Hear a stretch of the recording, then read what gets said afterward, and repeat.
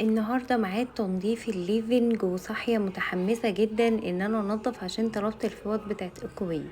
الفوط ديت بتسهل علينا جدا التنظيف يا بنات من غير اي كيميكالز، يعني البنات اللي بشرتهم حساسة من المنظفات او عندهم حساسية من الاتربة الفوط ديت هتناسبهم جدا.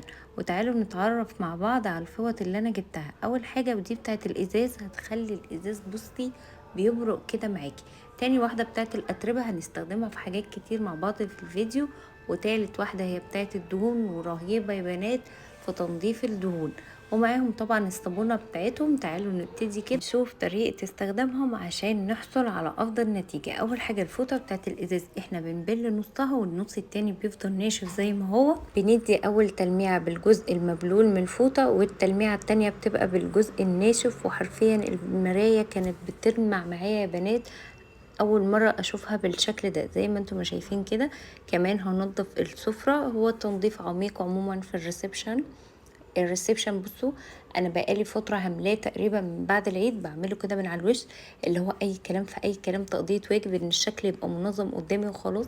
لان انا ناويه ان انا اجيب الفوط ديت، فعايزه فعلا اشوف هي فعلا تستاهل الضجه اللي هي عاملاها ديت ولا اي كلام. تعالوا بقى نشوف الفوطه التانية وهي بتاعت الاتربه. انا بليتها وعصرتها كويس جدا، وزي ما انتم شايفين كده الانتريه طبعا متطرب، وعشان كمان لونه ازرق فباين فيه جدا التراب. نضفته بالشكل ده، شايفين كمية التراب اللي طلعت منه.